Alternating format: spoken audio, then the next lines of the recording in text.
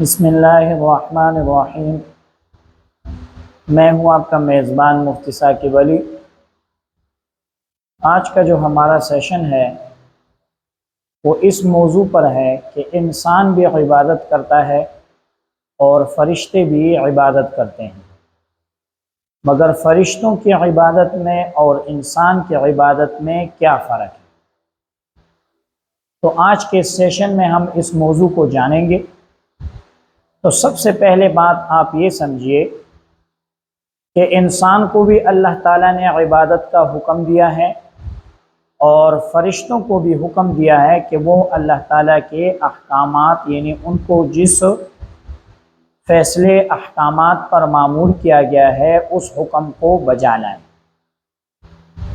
مگر فرشتوں کی طبیعت میں صرف یہ بات رکھی گئی ہے کہ وہ ہر بات کو مانیں گے، ہر اللہ تعالیٰ کے حکم کو سر انجام دیں گے۔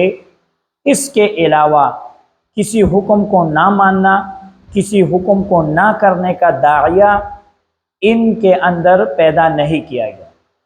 اسی لیے جتنے بھی فرشتے اللہ تعالیٰ نے پیدا کیے ہیں تو شروعات سے لے کر قیامت تک، آخرت تک جن کاموں پر ان کو مامور کیا گیا ہے وہ صرف انہی کو عبادت، انہی کو انجام دے رہے ہیں، اس کے علاوہ وہ کوئی اور کام نہیں کر سکتے۔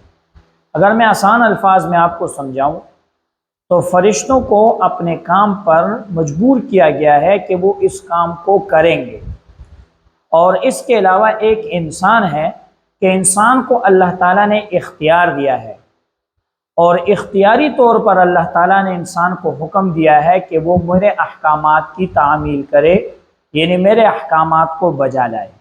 ابھی انسان کو نہ کرنا اور کرنا دونوں کو اختیار دیا گیا ہے۔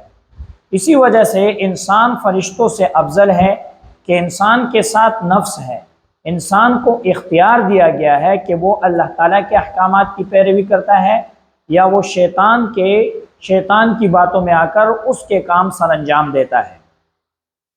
دوسری بات یہ ہے کہ انسان کے ساتھ نفس اور شیطان ہے جو اس کو ہر وقت بہکاتے رہتے ہیں، اللہ تعالیٰ کے حکم سے اس کو ہٹاتے رہتے ہیں، اور فرشتے کے ساتھ یہ دو چیزیں نہیں ہیں۔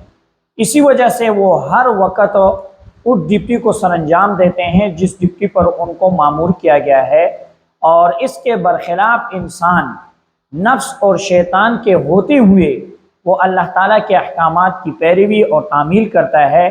یہی انسان کے لیے سب سے بڑا اعزاز اور یہی انسان کی سب سے بڑی شرافت ہے کہ جس کی وجہ سے انسان تمام فرشتوں بلکہ کائنات میں تمام مخلوقات سے افضل اور بہترین بندہ ہے۔